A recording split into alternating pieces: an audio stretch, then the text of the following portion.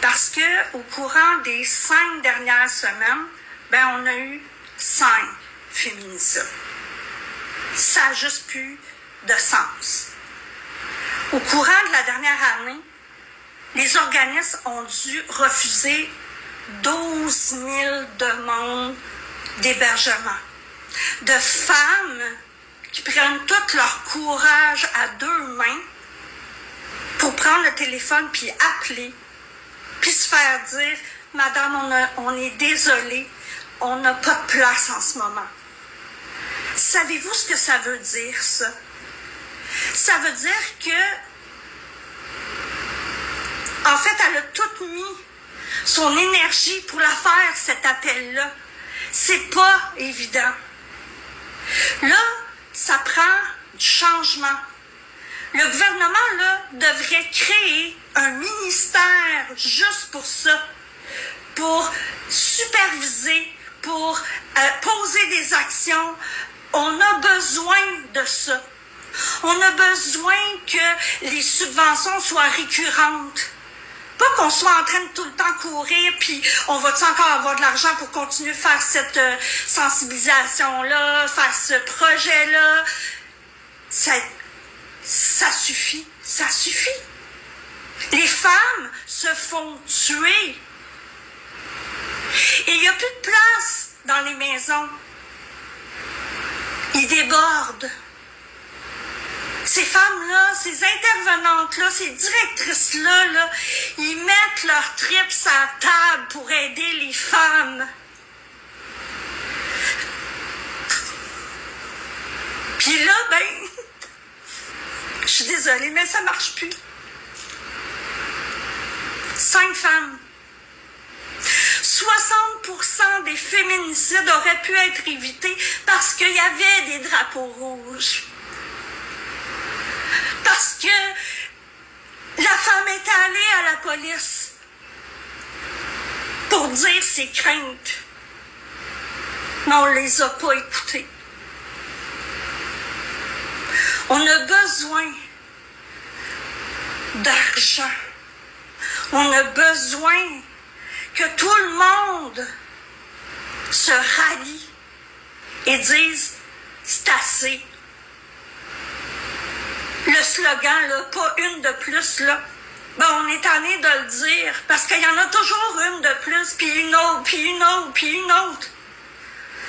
Des familles détruites, des enfants qui perdent leur mère, des mères qui perdent leurs filles, leurs sœurs, leurs amis, leurs collègues de travail, ça va faire.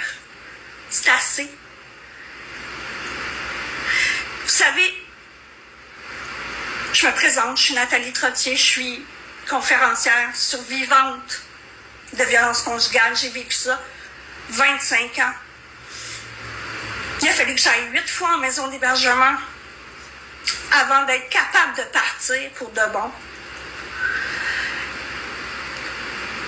En 2012, les ressources, il y avait plus de place. J'ai été chanceuse dans ma malchance.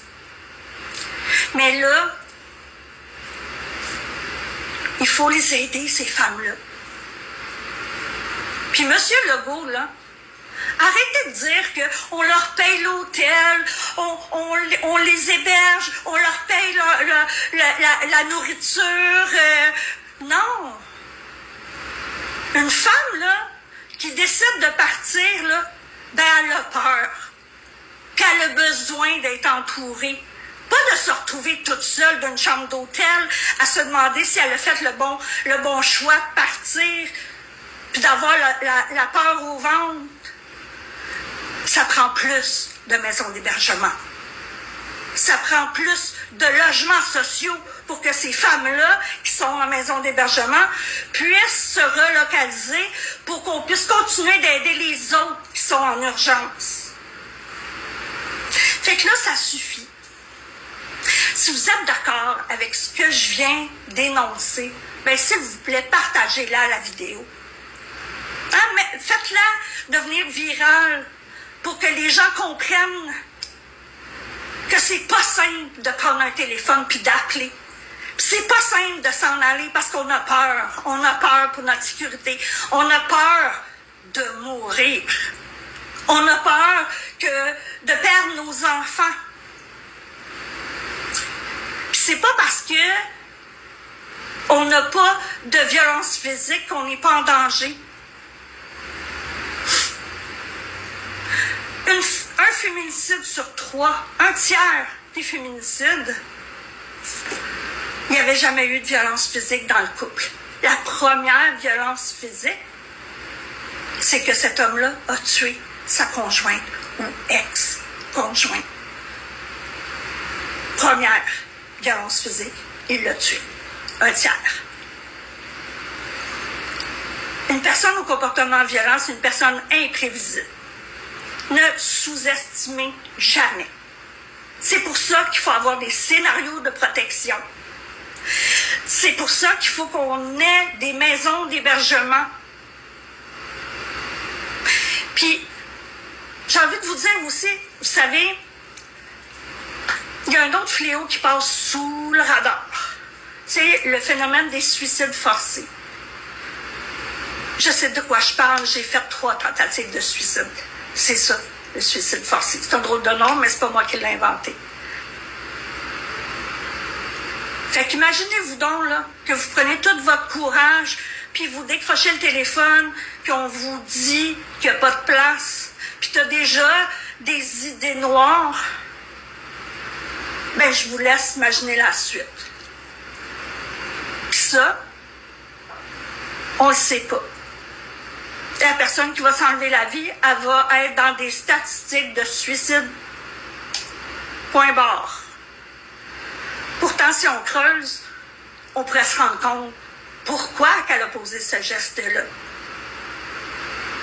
En France, c'est prouvé qu'on triple presque le nombre de femmes mortes à cause de la violence conjugale. Si on accumule, on prend en compte toutes les femmes qui s'enlèvent la vie dans un contexte de violence conjugale. Tellement qu'en France, ils ont fait un projet de loi. Ils ont légiféré, on peut traduire en justice une personne qui pousse une autre personne à s'enlever la vie ou à tenter de le faire. Ici, ça passe sous le radar. Bref, j'ai arrêté cela parce que je suis vraiment trop dans les émotions, je suis trop émotive, puis je m'excuserai pas, non. Ça vient me chercher. Je l'ai vécu 25 ans. Donc, prenez soin de vous. Prenez soin de votre entourage. L'entourage des victimes est le meilleur filet de sécurité. Donc, si vous soupçonnez quelqu'un que vous aimez être dans une relation toxique, ben renseignez-vous. Appelez une maison d'hébergement, appelez SOS Violence Conjugale, demandez-leur qu'est-ce que vous pouvez faire pour aider votre soeur, votre mère, votre fille, votre petite fille, peu importe. Mais jetez pas l'éponge. Parce que une des premières tactiques, c'est d'isoler la victime. Gardez le contact. Puis quand elle va être prête, là, puis que vous avez gardé le contact, ben elle va vous appeler. Comme ma meilleure amie, quand je l'ai appelée. Après 5 ans sans avoir de nouvelles de moi, puis elle m'a juste dit « T'es où? Je m'en viens te chercher. » Ben, soyez la chaleur dans la vie d'une personne qui vit ça. Puis quand elle va vous appeler, là, ben, dites-y « T'es où? Je m'en viens te chercher. »